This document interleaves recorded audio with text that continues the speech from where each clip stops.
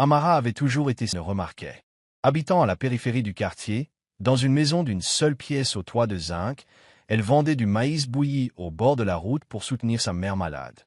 Ses mains étaient toujours tachées de charbon, ses vêtements sentaient la fumée et son visage était souvent couvert de sueur. Pourtant, derrière la saleté et la lutte, elle portait une beauté innocente, une beauté qui rayonnait davantage lorsqu'elle souriait. La plupart des hommes se moquaient de sa pauvreté, et les femmes ricanaient à son passage, mais elle gardait la tête haute. Elle croyait qu'un jour, quelque chose changerait. Ce changement survint de manière inattendue. C'était un soir pluvieux, et alors qu'Amara emballait son maïs invendu, une voiture dérapa et s'écrasa dans un caniveau à quelques mètres de là. Le conducteur sortit en titubant, se tenant la tête et saignant légèrement. Sans réfléchir, elle courut vers lui et l'aida à se protéger de la pluie, le conduisant jusqu'à sa petite maison malgré l'eau qui dégoulinait de son costume. L'homme, hébété et faible, resta silencieux pendant qu'elle nettoyait sa blessure à l'eau tiède et avec des morceaux de tissu propre. Elle apprit plus tard qu'il s'appelait Zané. Zané n'était pas un homme ordinaire, même si Amara l'ignorait encore. Il était le plus jeune PDG du pays, héritier d'un puissant conglomérat, et sa fortune dépassait ses espérances. Mais, allongé dans sa modeste demeure, emmitouflé dans une vieille couverture, il ressentait quelque chose qu'il n'avait pas ressenti depuis des années. La paix. Les murs fissurés, l'odeur du bois et la douceur avec laquelle elle prenait soin de lui adoucir quelque chose de dur en lui. Il ne lui dit pas qui il était. Il lui dit simplement merci, avant de s'endormir sur sa natte. Le lendemain matin, Zané se réveilla au son d'Amara qui moulait du poivre sur une petite pierre. L'odeur du maïs grillé et des herbes locales emplissait l'air. Il avait un léger mal de tête, mais son cœur était étrangement calme. Lorsqu'elle remarqua qu'il était réveillé, Amara lui adressa un sourire timide et lui tendit une bouillie chaude dans un gobelet en plastique. Il but en silence, son regard scrutant la petite maison, le fin rideau séparant la chambre de la cuisine, les assiettes fêlées soigneusement disposées et la vieille radio diffusant une douce musique en fond sonore. Zané essaya de se lever, insistant pour qu'il s'en aille, mais Amara le repoussa doucement. « Tu n'es pas encore fort. Tu t'es cogné la tête violemment, dit-elle doucement. Sa voix était douce mais ferme. Elle ne demandait pas d'argent. Elle ne demandait pas qui il était. Elle voulait juste qu'il aille bien. Cela le troublait.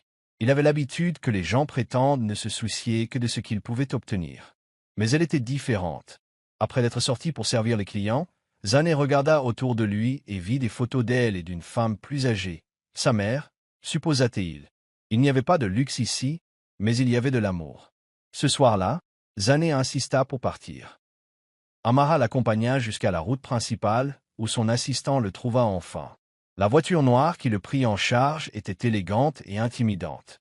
En y montant, il se retourna pour regarder Amara, debout dans la lumière déclinante, lui faisant signe avec le même sourire timide. Elle n'avait jamais rien demandé. Cette nuit-là, Zané n'arrivait pas à dormir. Il avait des manoirs, des voitures et du pouvoir, mais malgré toute sa richesse, il n'avait jamais connu une telle chaleur. De retour au travail, Zané était différent. Son équipe remarquait le changement. Il souriait davantage, était moins irritable et s'arrêtait pendant les réunions pour fixer le vide. Mais personne n'osait poser la question. Pour la première fois depuis des années, il n'était pas obsédé par les rapports ou les profits. Il se surprit plutôt à penser à la pauvre fille qu'il avait enveloppée dans une vieille couverture et lui avait donné de la bouillie sans lui demander son nom. Cela le dérangeait de ne même pas connaître toute son histoire. 3 jours plus tard, il envoya son chauffeur dans la région pour la retrouver. Il décrivit une petite maison près du carrefour. Le chauffeur revint avec des nouvelles. La mère d'Amara s'était effondrée et avait été emmenée à la clinique locale. Sans hésiter, Zané quitta son bureau et se précipita à la clinique. À son arrivée, il trouva Amara arpentant le couloir, les yeux rougis par les larmes. Elle leva les yeux, surprise de le voir là, habillé avec élégance et escorté par des gardes. « Zané » murmura-t-elle. Zané s'approcha d'elle et lui prit doucement la main. « Je t'ai dit que je te devais quelque chose. Laisse-moi t'aider. » Amara tenta de résister, mais lorsque le médecin annonça qu'ils avaient besoin d'un acompte pour le traitement de sa mère, sa fierté céda la place au désespoir. Zane essa qui peut-être. Ce soir-là, alors qu'Amara était assise au chevet de sa mère, elle finit par lui demander « Qui es-tu vraiment ?» Zané la regarda dans les yeux et murmura Quelqu'un qui a trouvé quelque chose de précieux dans une petite maison. La nouvelle se répandit rapidement dans le quartier. Ceux qui s'étaient moqués d'Amara restèrent bouche bée lorsque la voiture de Zane apparut près de sa petite maison. Ils chuchotèrent et spéculèrent. Certains pensaient qu'elle l'avait ensorcelé, d'autres qu'elle était enceinte de lui. Mais Amara les ignorait tous. Son seul souci était sa mère, qui se rétablissait lentement grâce au traitement que Zane avait financé. Zane commença à venir souvent. Parfois, il apportait de la nourriture, d'autres fois des médicaments. Mais la plupart du temps, il venait juste pour s'asseoir. Il ne portait pas de costume et n'était pas accompagné de ses gardes. Il s'asseyait sur son tabouret en bois et l'aidait à griller du maïs. Amara, encore abasourdi par l'attention qu'on lui portait, se surprit à rire de nouveau. Il lui racontait des histoires sur son ami, propriétaire d'une entreprise, dissimulant soigneusement son identité. Elle ne l'a jamais poussé à en faire plus, même si au fond d'elle-même elle savait qu'il valait mieux que ce qu'il disait. Un soir, alors que le soleil déclinait, Zane la regarda et lui dit « Et si on t'offrait une vie meilleure ?» Amara secoua lentement la tête. « Je ne suis pas à vendre, Zane. Ni pour l'argent, ni par pitié. » Il sourit. « Bien, parce que je ne veux pas t'acheter. Je veux gagner ta confiance. » Ce soir-là, Zane rentra chez lui le cœur gros, tandis qu'Amara était assise près du feu, perplexe quant à la gentillesse d'une personne aussi riche. L'assistant de Zane, Darren, a été le premier à exprimer ses inquiétudes. « Monsieur, les gens commencent à s'en rendre compte. Votre conseil d'administration vous demande pourquoi vous manquez des réunions. Ta copine t'appelle sans arrêt. » Zane fronça les sourcils. « Ex-copine, corrigea-t-il. Et mon temps m'appartient. » Mais Darren savait que quelque chose avait changé. Zane, l'homme connu pour son efficacité impitoyable, s'éclipsait du bureau pour rendre visite à une vendeuse de maïs. Pendant ce temps, le monde d'Amara changeait plus vite qu'elle ne pouvait le comprendre. Sa mère allait mieux, et la présence de Zane lui apportait un étrange espoir. Pourtant, elle craignait que tout cela ne soit qu'un rêve, trop beau pour être vrai. Un jour, alors qu'elle faisait le ménage, elle trouva une montre-bracelet de luxe dans sa chambre. Elle était tombée de la poche de Zane. Lorsqu'elle la lui rendit le lendemain, il parut surpris et dit « Tu aurais pu la vendre et disparaître. » Amara répondit « Et perdre la seule chose réelle que j'ai eue depuis des années ?» Mais les ennuis se préparaient. Vanessa, l'ex de Zane, avait eu vent de ses disparitions constantes et avait engagé quelqu'un pour le suivre. En voyant les photos, où Zane riait dans une cour sale, mangeant du maïs dans une assiette locale, elle a explosé de rage. Elle n'allait pas perdre l'homme qu'elle avait prétendu être au profit d'une fille qui ne possédait même pas de lit. Et elle veillerait à ce que la pauvre fille regrette d'avoir rencontré Zane. Un matin, alors qu'Amara préparait du maïs, Vanessa arriva dans une voiture élégante avec deux autres femmes. Elle sortit en robe moulante et talons hauts, regardant autour d'elle avec dégoût. « Alors, c'est ici qu'il se cachait, » dit-elle, assez fort pour que les voisins l'entendent. Amara, stupéfaite et confuse, la salua poliment. Vanessa ricana, « Ne fais pas semblant. Tu sais ce que tu fais. Tu crois que parce que tu lui as donné de la nourriture bon marché, tu es devenue sa reine? » La confrontation s'intensifia. Vanessa insulta Amara, la traitant de chercheuse d'or, d'arriviste, de honteuse. Les voisins se rassemblèrent, certains savourant le spectacle, d'autres défendant Amara. Au moment même où Vanessa haussait le ton pour gifler Amara, une voiture noire s'arrêta. Zane sortit et attrapa le poignet de Vanessa en plein vol. « Touche-la et tu le regretteras, grogna-t-il. Vanessa écarquilla les yeux. « Tu la défends ?» hurla-t-elle. Zane ne répondit pas. Il prit Amara par la main et l'entraîna loin de la foule. Ce jour-là, il fit une déclaration publique, niant toute relation avec Vanessa et mettant en garde contre le harcèlement d'Amara. Internet explosa. Des articles de presse commencèrent à associer Zane à une mystérieuse fille de la rue. Les paparazzis encerclaient sa maison. Amara était terrifiée.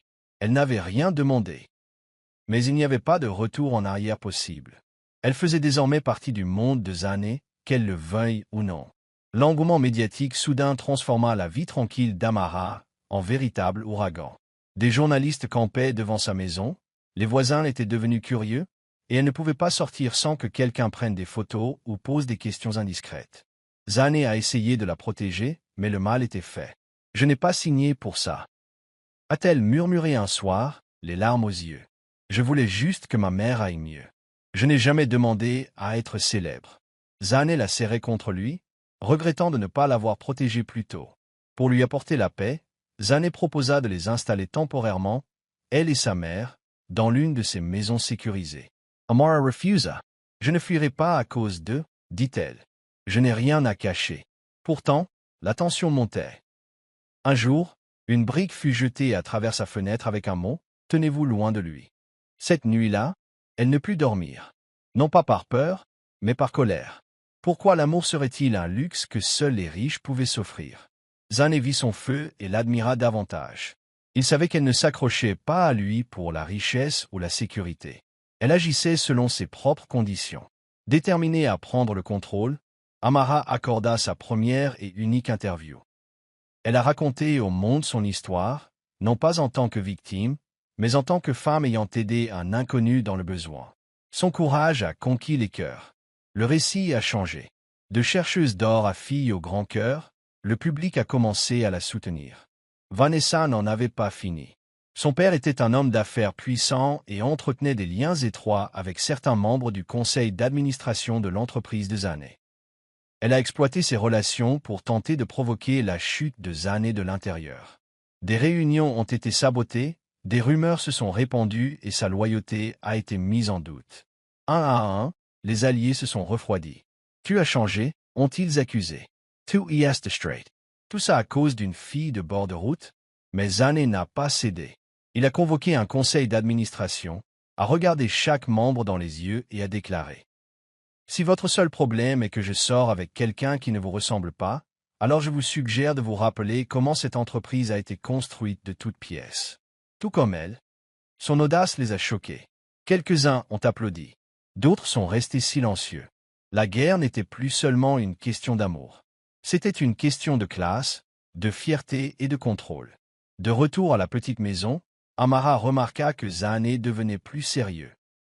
Il souriait moins, répondait aux appels en fronçant les sourcils et passait des heures à réfléchir. « Ça va ?» demanda-t-elle. « Je veux juste m'assurer que personne ne puisse te faire de mal à cause de moi, » répondit-il. « Je te protégerai, même si cela me coûte tout. » Amara lui prit la main et murmura: « Je ne t'ai pas sauvé pour te voir tomber. Si tu te bats, je me bats avec toi. » Zane commença à planifier sa prochaine action, déterminé à démasquer les traîtres de son conseil et à éliminer l'influence de Vanessa. Pendant ce temps, Amara continuait de vivre normalement, faisant griller du maïs, balayant son domaine et visitant la clinique. Mais au fond d'elle-même, elle savait que les choses ne pourraient jamais redevenir comme avant. Elle avait goûté à la fois à la paix et au chaos, et désormais, chaque pas en avant était une danse avec le destin. Un après-midi, en revenant du marché, elle remarqua un homme debout devant son portail. Il était âgé, vêtu de vêtements traditionnels et avait le regard perçant. « Tu es Amara, n'est-ce pas ?» demanda-t-il. « Je m'appelle Monsieur Duro. Je suis le grand-père de Zane. » Look her Amara fit on bond. Elle lui offrit de l'eau, mais il refusa et alla droit au but. « Tu dois quitter mon petit-fils. Tu le détruis. Il est aveuglé par l'affection, et les hommes comme lui n'épousent pas des filles comme toi. » Amara écouta in silence. Quand il eut fini, elle le regarda droit dans les yeux et dit: « Alors, c'est à lui de dire ça. Pas à toi. » Monsieur Duro fronça les sourcils, se retourna et s'éloigna sans un mot. Cette nuit-là, elle raconta tout à Zane. Il était furieux. Ils étaient allés trop loin. « Personne ne te menace, pas même ta famille, » rétorqua-t-il. Mais Amara l'en empêcha. « Laisse-moi me battre à ma façon. » Le lendemain matin, Amara enfila sa robe la plus propre, noua soigneusement son foulard et se rendit directement au manoir de Monsieur Duro. Les gardes rirent lorsqu'elle expliqua qui elle était venue voir. « Encore toi » s'exclamèrent-ils. Mais elle attendit. Pendant 2 heures, sous le soleil, jusqu'à ce que Monsieur Duro sorte enfin, surpris de la voir encore debout. « Que voulez-vous » aboya-t-il. « 5 minutes » répondit-elle. Durant ces 5 minutes, Amara lui raconta sa vie, ses difficultés, comment elle avait sauvé Zane sans savoir qui il était, et comment elle n'avait jamais rien demandé en retour. « Tu penses que je suis une menace parce que je suis pauvre. Mais je ne veux pas de son argent. Je veux sa paix. Cette paix qu'il dit ne trouver qu'avec moi. Si cela vous effraie, vous devriez peut-être vous demander pourquoi un milliardaire trouve la paix dans une cabane. Ses paroles restèrent en suspens comme de la fumée. Monsieur Duro la fixa, l'air indéchiffrable. Puis, lentement, il s'éloigna sans un mot. Amara ne savait pas si elle avait gagné ou perdu. Mais elle avait dit la vérité. Et cette nuit-là, quand elle raconta à Zané ce qui s'était passé, il la serra fort dans ses bras. « Personne ne s'est jamais battu pour moi comme ça, » murmura-t-il. Elle sourit contre sa poitrine. « Vous savez maintenant ce que l'on ressent. » Les semaines qui suivirent furent rythmées par la tension et les victoires discrètes. Les enquêtes internes de Zané révélèrent le rôle de Vanessa dans la divulgation de secrets d'entreprise. Il a publiquement limogé 2 membres du conseil d'administration et resserré son cercle. Ses ennemis se sont fait plus pressants, mais ses partisans se sont renforcés. Parallèlement, ses liens avec Amara se sont renforcés. Ils n'étaient pas seulement amants, ils étaient devenus coéquipiers de survie. Zané commença à présenter Amara plus ouvertement. Non pas lors de grandes fêtes ou de dîners d'entreprise, mais lors de déjeuners d'équipe, de réunions avec ses ouvriers et d'événements informels. Elle parlait franchement, ne prétendant jamais être plus qu'elle n'était, et on la respectait pour cela. Elle posait des questions que les autres ignoraient. Elle traitait tout le monde avec la même gentillesse qu'elle avait témoigné à Zané la nuit où il avait eu un accident de voiture. Cependant, la célébrité a apporté de nouveaux dangers. Un blog scandaleux a accusé Amara d'avoir couché avec plusieurs hommes riches avant Zané. L'histoire était fausse, mais s'est rapidement répandue. Amara fondit en larmes. « Je n'ai jamais été avec quelqu'un avant toi, sanglota-t-elle. Zana serra las dents. » Il a convoqué une conférence de presse, a blanchi l'accusé et a juré de poursuivre le blog en justice. « Tu n'es pas seul, lui a-t-il dit. Ils ne te combattent pas. Ils nous combattent. » Un soir tranquille, Zané emmena Amara sur une colline à la sortie de la ville. Là, entouré de nature, il s'agenouilla, une bague à la main. « Je sais que la vie avec moi ne sera pas facile, mais elle sera honnête. Veux-tu m'épouser » Halta Amara, les larmes coulant aussitôt. « Je ne suis pas prête à être la femme d'un homme riche, » murmura-t-elle. Zayn Surit. « Alors sois à moi. Oublie les richesses. Sois juste à moi. » Elle a dit oui, et le monde a perdu la tête. La nouvelle des fiançailles a fait le buzz dans tous les médias. Une pauvre fille allait épouser un jeune PDG, titraient les journaux. Le visage d'Amara était partout, en ligne, à la télévision, dans des magazines qu'elle n'avait jamais rêvé d'acheter. La vidéo de la demande en mariage de Zané a fait le buzz pendant des jours, et si certains l'ont applaudi, d'autres ont qualifié cela de coup de pub.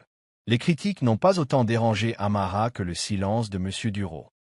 Elle espérait qu'il la contacterait, peut-être pas pour approuver, mais au moins pour prendre acte de sa décision. Les jours passèrent sans nouvelles. Puis, un matin, une élégante voiture noire s'arrêta devant sa petite maison.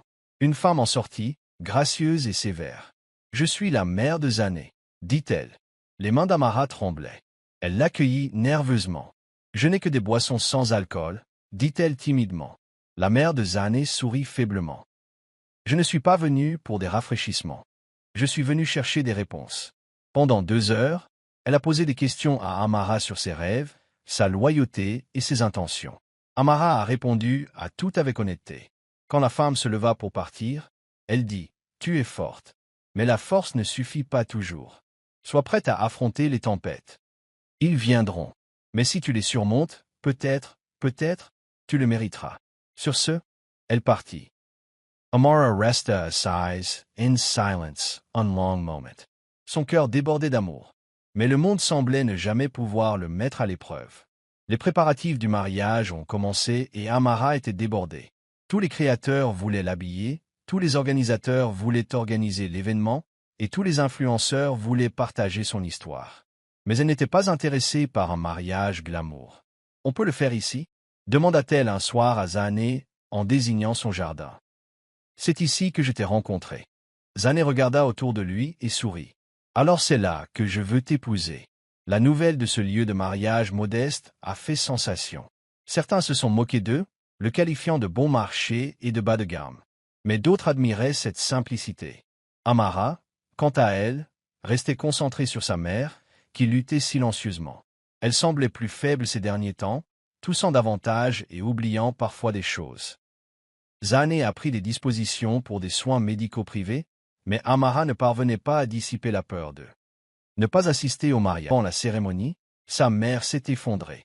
Amara l'a emmenée d'urgence à l'hôpital, où les médecins ont diagnostiqué une complication. Elle était stable, mais fragile. Ne t'inquiète pas pour le mariage, murmura sa mère. Tu m'as déjà rendu fier. Amara pleurait à ses côtés, partagée entre joie et peur. Zane la serra dans ses bras toute la nuit. Quoi qu'il arrive, nous l'affronterons ensemble, murmura-t-il. Même si le monde entier tourne, je ne te quitterai pas. Le jour du mariage arriva, et le jardin se transforma en un décor magique.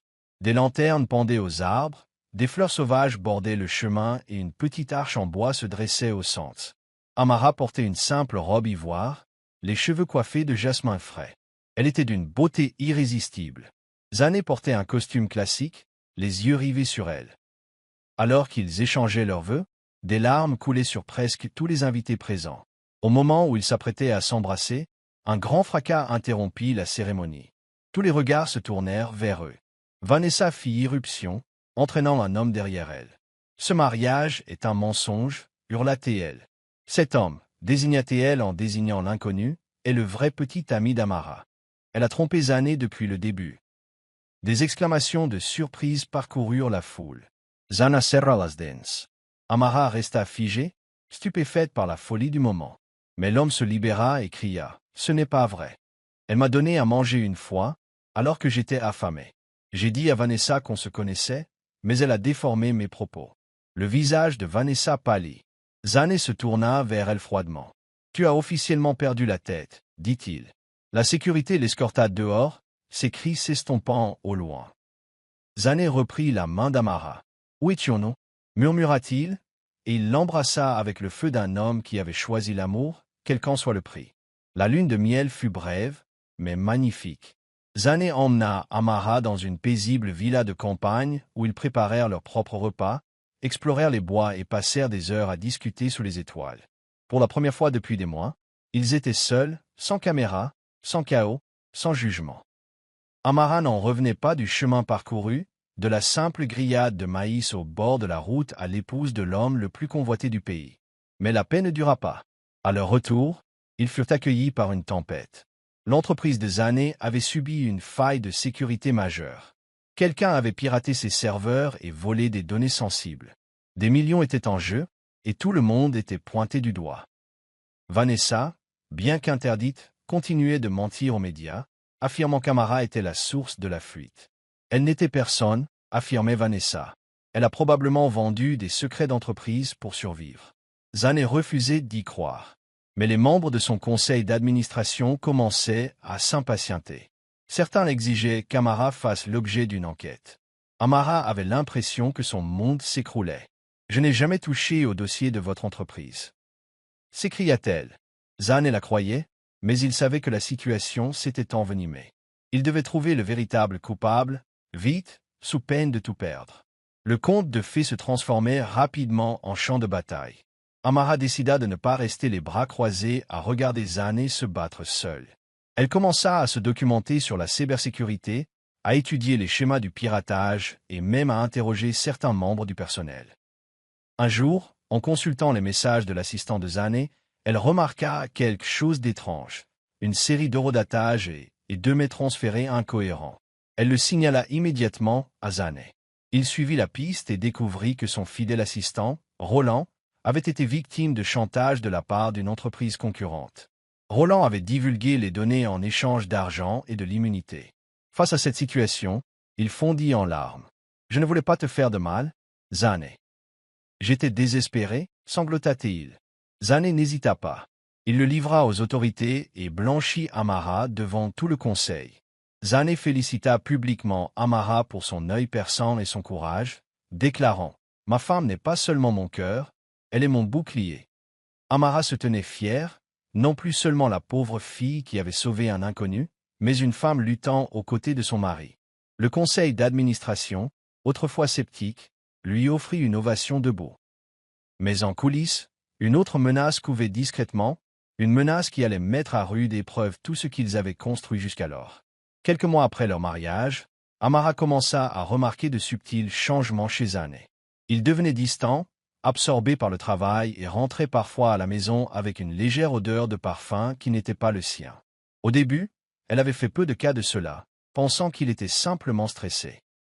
Mais un soir, alors qu'elle rangeait leur chambre, elle trouva une boucle d'oreille cachée sous le bord du matelas, une boucle qu'elle ne reconnut pas. Sunker S.E. Sarah. Elle ne l'aborda pas immédiatement. Au lieu de cela, elle a observé. Observé. Écouté. Puis, un soir, elle le suivit, déguisé, en taxi. Il se rendit dans une suite penteuse d'un hôtel haut de gamme. Elle en eut le souffle coupé lorsqu'il entra dans la chambre et en ressortit quelques minutes plus tard avec une jeune fille. L'esprit d'Amara était submergé de pensées. Trahison? Un enfant secret? Que se passait-il? Quand Zane rentra chez lui, elle lui demanda directement. « Qui est-elle » demanda-t-elle en lui montrant une photo qu'elle avait prise depuis son taxi. Zane se figea, les yeux écarquillés. « Ce n'est pas ce que tu crois, » dit-il. « C'est ma demi-sœur. Mon père avait une autre famille. Je l'ai découvert récemment. J'ai essayé de l'aider discrètement, de la protéger de la presse. Je ne savais pas comment te le dire. » Amara le fixait, partagé entre soulagement et douleur. « Alors, la prochaine fois, dis-le-moi. Je suis ta femme, pas une inconnue. » Après les aveux de Zane, leur relation a été tendue pendant des jours. Amara voulait le croire, et au fond d'elle-même, elle le croyait. Mais une fois ébranlée, la confiance prend du temps à se reconstituer. Elle resta silencieuse, l'observant plus attentivement qu'auparavant. Zane, quant à lui, devint plus transparent, l'invitant à rencontrer sa demi-sœur, Kiera. Lorsqu'ils se rencontrèrent enfin, Amara fut stupéfaite. Kiera ressemblait comme deux gouttes d'eau à la mère de Zane, élégante et douce. « Je ne voulais pas causer d'ennui, » dit Kiera avec sincérité. « Je n'ai jamais voulu m'immiscer entre vous deux. Je n'ai tendu la main que parce que je n'avais nulle part où aller. » Amara s'est adoucie en écoutant son histoire. Kiera avait été élevée en secret, sa mère ne l'ayant jamais avoué publiquement. Zane avait découvert son existence grâce à de vieilles lettres laissées par son défunt père. Il avait essayé de l'aider à s'intégrer sans que son passé ne fasse la une des journaux. Amara décida de lui accorder le bénéfice du doute. « Si tu veux faire partie de nos vies, alors faisons-le ouvertement, » dit-elle. Kiera sourit avec gratitude. L'atmosphère entre Zane et Amara commença à s'éclaircir, et ils retrouvèrent peu à peu leur rythme. Mais alors qu'ils retrouvaient la paix, Amara reçut une lettre. Sans adresse de retour. Seulement 6 mots obsédants griffonnés sur l'enveloppe. « Tu ne le connais pas du tout. » La lettre l'a tenu éveillé cette nuit-là. Amara le lut et le relut. À l'intérieur se trouvait une photo de Zane riant avec une femme étrangement familière, Vanessa. La date au dos était récente. « Je pensais qu'il avait coupé les ponts, » murmura Amara. Elle ne voulait pas le confronter avant d'en être sûre. Au lieu de cela, elle contacta quelqu'un de l'ancien bureau de Zane, qui, en échange, l'avait aidé à obtenir une promotion. Ce qu'elle découvrit la glaça. Vanessa avait été secrètement réembauchée, non pas par Zane, mais par l'un des membres du conseil d'administration qui s'opposait à l'influence d'Amara. Il l'utilisait pour déterrer des informations compromettantes sur Zane, espérant le faire partir et prendre le contrôle de l'entreprise. Pire encore, ils essayaient de faire porter le chapeau à Zane pour chaque décision risquée afin de le faire passer pour incompétent. Amara savait qu'elle devait agir vite. Elle a confronté le membre du conseil d'administration, enregistrant leurs conversations et leurs menaces. Avec l'aide de Kiera, qui s'est révélée étonnamment douée en documents juridiques, ils ont rassemblé des preuves et les ont présentées lors de la réunion suivante du conseil d'administration. Vanessa a été licenciée définitivement, le membre corrompu du conseil a été contraint de démissionner et Zane est resté PDG. Mais Amara avait franchi une ligne dangereuse qui lui a valu des ennemis dans des milieux influents. Les semaines passèrent et le calme revint un moment. Amara commença à se sentir mal, nausées constantes, fatigue et envie soudaine. Zane lui suggéra un bilan de santé, et le résultat la laissa sans voix. Elle était enceinte. La nouvelle la submergea comme une vague d'émotions. Joie, peur et incrédulité, tout à la fois. Zane était ravi. Il la souleva dans les airs et la fit tournoyer, les rires résonnant dans la maison. « Je n'aurais jamais cru être père si tôt, » dit-il en la serrant contre lui. « Tu m'as donné tout ce dont j'ignorais avoir besoin. » Amara sourit, essayant de contenir sa nervosité. Être enceinte dans leur monde ne serait pas facile. Il y aurait l'attention des médias, des critiques prêtes à attaquer, et encore des nuits blanches. Mais cet enfant était déjà aimé au-delà de toute mesure. Au fil des semaines, Le ventre d'Amara grossissait, tout comme la pression du monde extérieur. Son passé refait surface.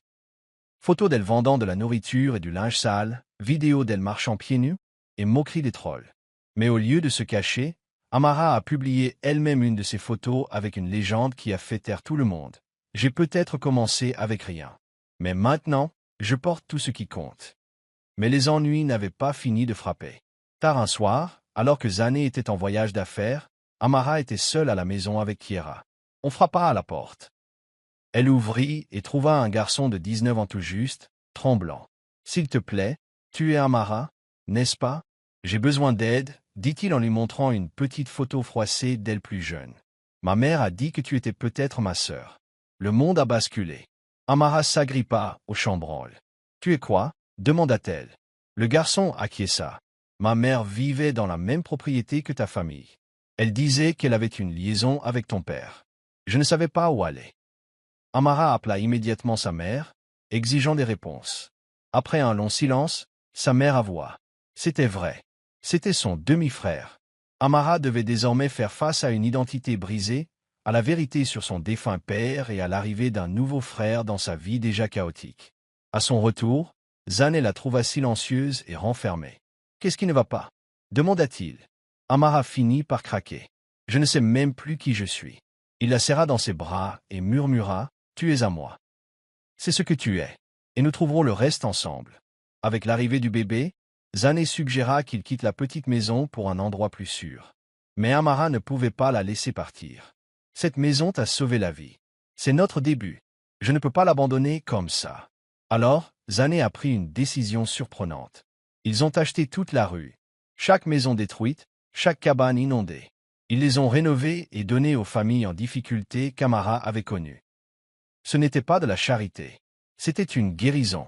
Mais tout le monde n'était pas content. Les anciens voisins ont commencé à accuser Amara de se comporter mieux qu'eux. Maintenant, elle est riche. Elle veut nous acheter. Ils ont râlé. L'un d'eux a même tenté de la poursuivre en justice, affirmant que les rénovations avaient endommagé leur structure d'origine. Amara était anéantie. Elle avait voulu rendre l'appareil, pas offenser. Zané gérait les poursuites discrètement, tandis qu'Amara visitait chaque foyer personnellement, racontant son cœur. Certains s'adoucissaient, d'autres non. C'est ça, l'importance de s'élever, lui dit Zané. Certains vous acclameront, d'autres vous en voudront. Mais quoi qu'il en soit, ne cessez pas de voler. L'accouchement est arrivé subitement. Amara était seule à la maison avec Kiera lorsque la douleur l'a frappée.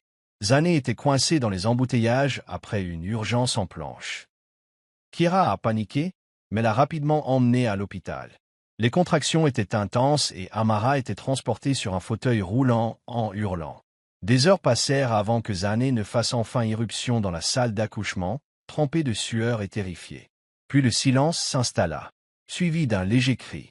Puis deux. « Ce sont des jumeaux, » dit le médecin en souriant. Zané halta, les yeux embués. « Deux, » répéta-t-il. Il tenait les deux bébés, un garçon et une fille, tremblant en les embrassant sur le front. « Je ne mérite pas autant de bonheur, » murmura-t-il. Amara, épuisée mais rayonnante, lui prit la main. « Nous l'avons mérité, jusqu'au bout. » La naissance des jumeaux apporta de nouveaux titres, un nouveau chaos, mais pour une fois, rien de tout cela n'avait d'importance. Ils formaient désormais une famille. Et aucun bruit extérieur ne pouvait ébranler le lien qu'ils avaient tissé, brique par brique, depuis ce jour où elle avait ouvert sa porte à un inconnu au visage ensanglanté. Les jumeaux ont tout changé.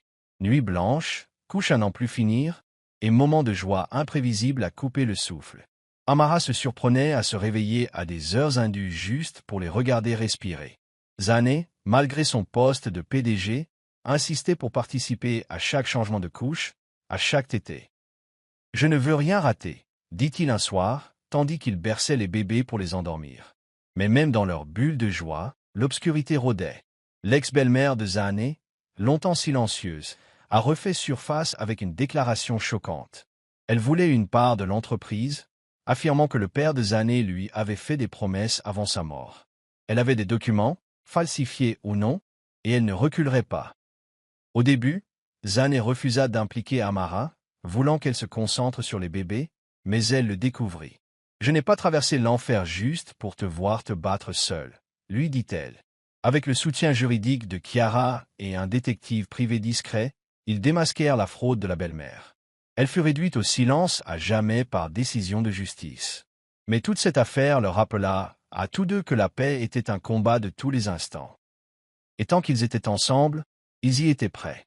Pour échapper à la tension grandissante, Amara suggéra une solution audacieuse: retourner au village où elle était née. Zane hésita, craignant que cela ne ravive de vieilles blessures. Mais Amara en était certaine. Je dois affronter mes origines. Pour moi. Pour les jumeaux. Ils emportèrent donc leurs bagages légers et voyagèrent en secret, arrivant dans un village poussiéreux où le temps s'était arrêté. Dès qu'elle sortit de la voiture, des murmures commencèrent à circuler. Certains étaient curieux, d'autres envieux. Sa tante, la femme qu'il avait autrefois traitée de maudite, refusait d'ouvrir sa porte. Mais Amara n'avait pas besoin d'acceptation. Elle avait juste besoin de tourner la page. Elle se tenait devant la vieille hutte familiale, maintenant en ruine, et murmurait: « Regarde-moi maintenant. » Zane lui tenait la main tout le temps, et les jumelles, allongées dans un porte-bébé, roucoulaient doucement. Avant de partir, Amara acheta un terrain près de l'entrée du village et y fit construire une petite école, non pas pour faire la une des journaux, mais juste pour les filles qui lui rappelaient elles-mêmes.